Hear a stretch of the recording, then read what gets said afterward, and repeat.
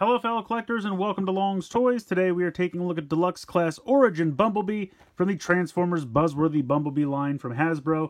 Now this is a Target exclusive line, showcasing Bumblebee as you can probably tell, and it's mostly been a way for them to just do a bunch of Bumblebee reissues, just so there's always a Bumblebee on the shelves for kids because he's a very popular character. But there have been a few original figures as well, this being one of them. I really like the artwork here on the side. You have some artwork of his kind of his G1 aesthetic. You have original comic book appearance down here from the Marvel Comics. And then this is just kind of his evergreen line look that they've come up with. They have a few of the core characters that they just kind of call evergreen. They're always in every line, even like little sublines. Like I forget what those ones were called that they showed up at Big Lots and they were very kind of basic. So that's kind of his design from that. But overall, I really like the packaging over here. Over here, you just have, again, another picture of Bumblebee.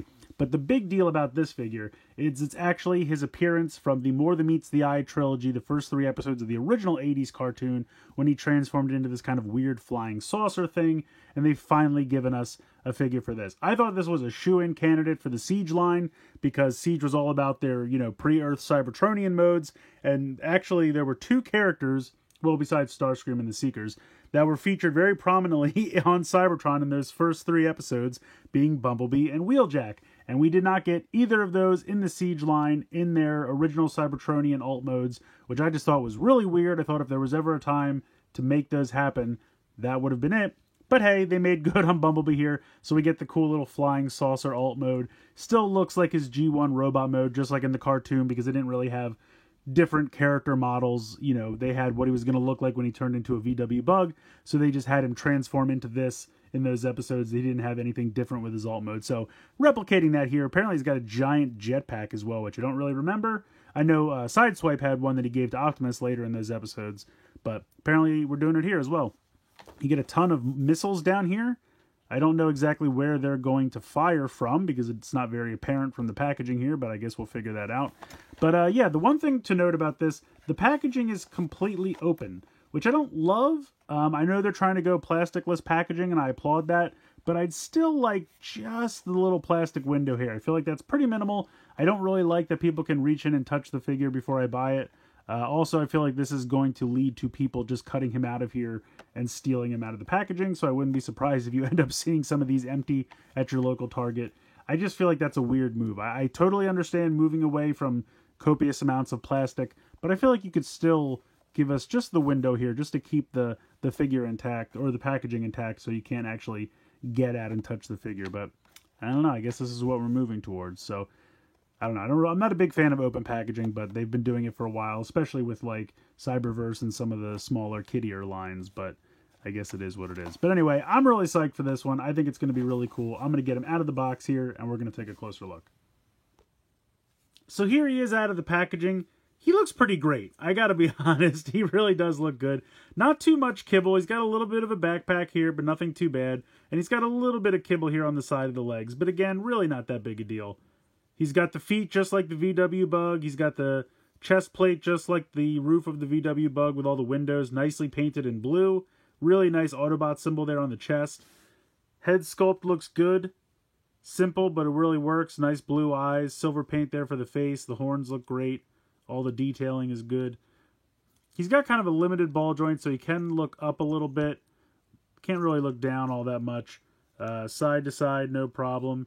As far as tilting side to side, very limited, maybe a tiny little bit. He's got a rotation here in the shoulder as well as a hinge. He's got a bicep swivel. He's got, I would say, a little over 90 degrees there in the elbow. Nothing for the wrist because it just folds back into the forearm for the transformation. You have a waist swivel there. You have a hinge and a rotation there in the hip. You have a thigh swivel. And then you have pretty much 90 degrees there in the knee. And then, of course, you do have some ankle tilt side to side there. A little bit of back and forth as well, but not too much. So really nice articulation, really nice paint applications. He looks sharp. Now he is at the deluxe price point, so this little guy is the full $22.99. And I'm assuming that's why they were able to give him a little bit more love in the paint department. Nice translucent window here. All in all, really, really nice. The shins here are painted black as well. That's one big piece of yellow plastic, but painted black. And again, it looks sharp, nice matte black that they used. Really, really very cool. Now, he does have some accessories, and I have to clarify something right out of the gate. I was completely wrong. I thought these were missiles from the packaging. These are the energy conductor rods that him and Wheeljack are looking for in that first episode of More Than Meets the Eye. That is a fantastic accessory. That is really, really very cool.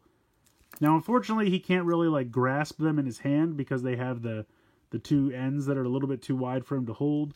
But you could just kind of have him maybe hold a bushel of them or something under his arm. But it's still a very, very cool accessory. I think that's really, really neat.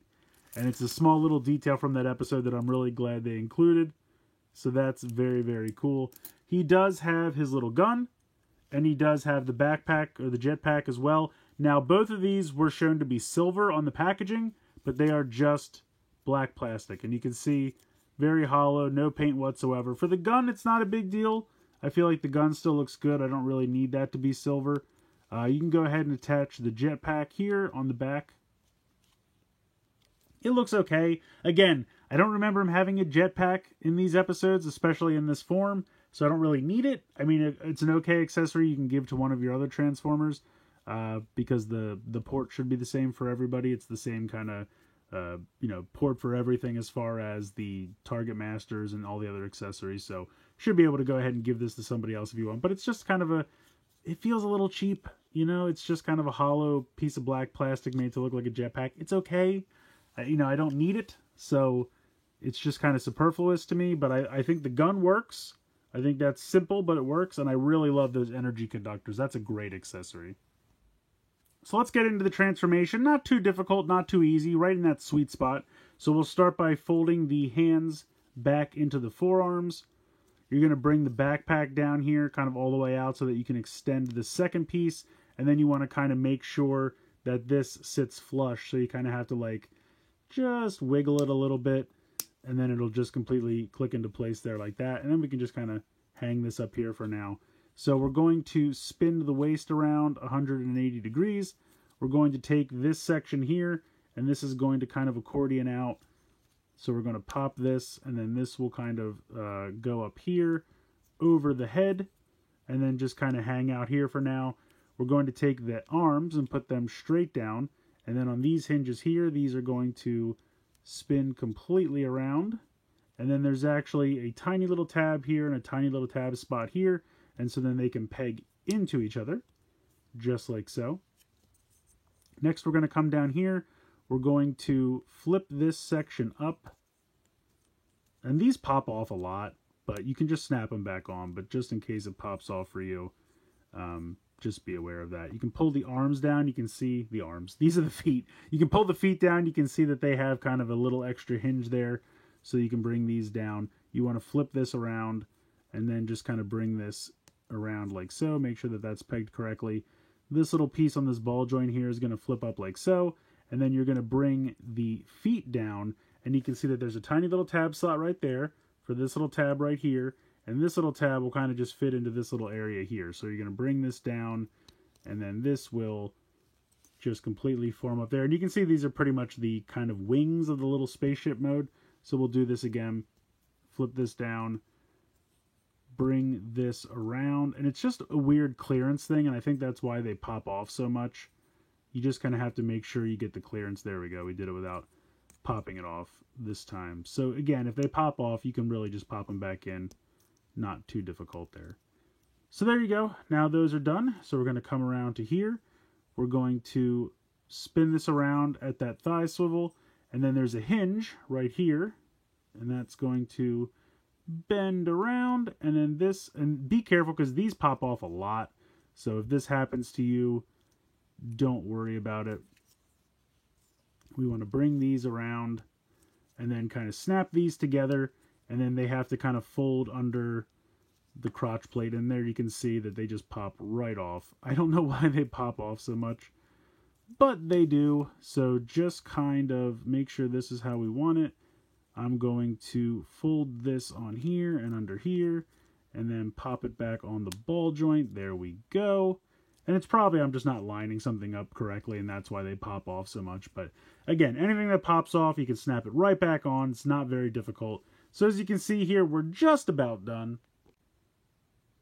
All that's left is to rock this piece back and kind of peg that into place. And then this, which was the chest plate, just kind of comes up and pops in here and just kind of snap everything into place. And there we go. We have the little space shuttle mode. I don't have everything popped into place. Come on now. There we go. It's just about lining up all the panels and everything. It's really not that bad. There we go. Okay, so there is the little space shuttle mode. I think it looks great. It's so fun. I mean, they did a good job of keeping it without just tucking a bunch of kibble here underneath. Like, yes, you can kind of see the robot head, and here are the arms and the feet up here. But it's not just like RC where you completely see the entire robot underneath. They did a decent job of kind of integrating it. I mean, yes, he is a little bit of a shell former, but he kind of has to be with how difficult this alt mode is. And they did a decent job of kind of tucking the feet up under here and having the arms click into place somewhere that makes sense. So not as egregious as like RC, but, you know, a little bit of a shell former. But I don't care. This thing looks great. I absolutely love it. It's super fun. And he still kind of sits even, you know, when you put him down on the surface. He doesn't like rock back and forth or anything like that. So they did a pretty good job of keeping him pretty compact. And it's just a really, really fun alt mode. I'm happy we've finally gotten this. And now I can just say, where's my Wheeljack? Where is my Cybertronian mode Wheeljack? I need it. And I need this guy to be able to jump in the back. Probably a dream, but who knows, maybe one day. So I absolutely love this guy. I can't recommend him enough. I mean, yes, he is a little pricey for a Transformer this size, but he does have a lot of great paint applications, a lot of great accessories.